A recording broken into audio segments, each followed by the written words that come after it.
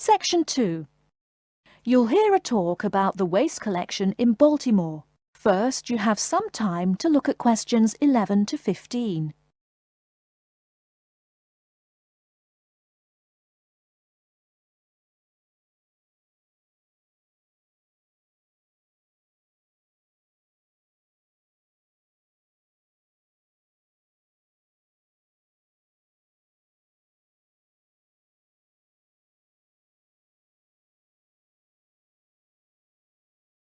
Now, listen carefully and answer questions 11 to 15.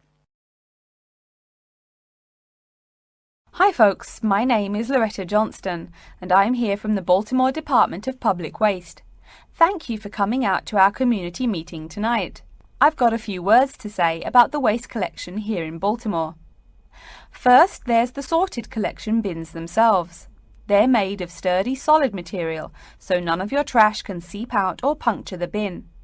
Also, since these things sit out on the curb overnight, rain or shine, they have to be waterproof.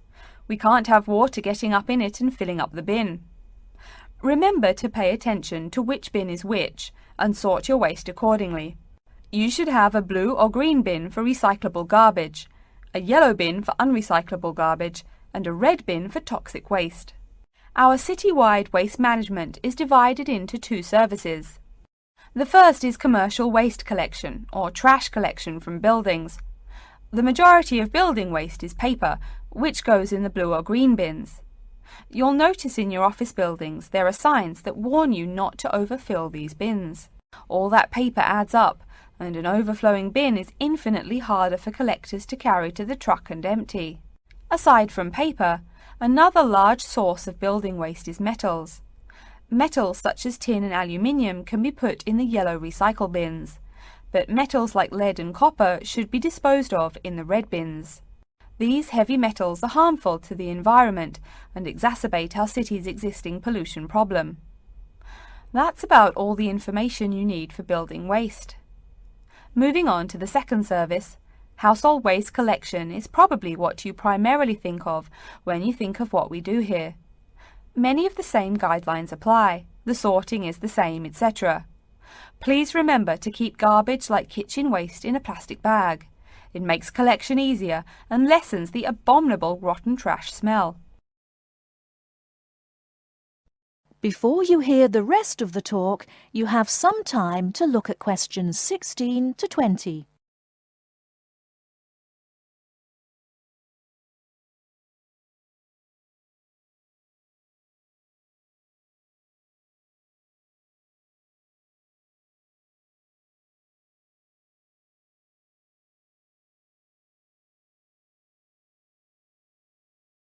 Now listen and answer questions 16 to 20. So, after we take your trash away, what happens to it? We take all the garbage to one of a number of garbage disposal plants, each of which is located in the middle of an open space of some sort. No one wants to have their home or office right next door to a waste disposal plant, right?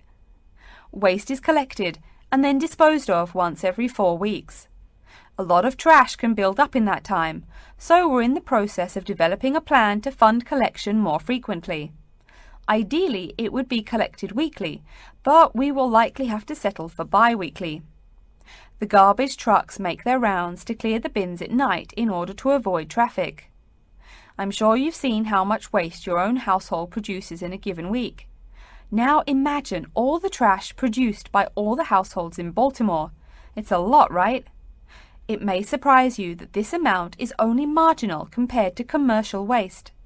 Yep, the main waste producers are actually businesses, industrial facilities, retail and offices. Hard to believe humans produce that much waste, right? No wonder we have pollution problems. Anyway, after all incoming waste is sorted, recyclables are sent to a recycling plant, while garbage and toxic waste are transported to their respective areas of the plant for treatment. Items such as stones, which should not be disposed of in our bins, are separated out and discarded. Once the trash has undergone the treatment process, it is compacted and disposed of with all the other trash. And finally, when the landfill space is full, it is buried deep underground, and in time, something new is built on the land. That's everything about waste collection. Thank you for listening. Are there any questions? That is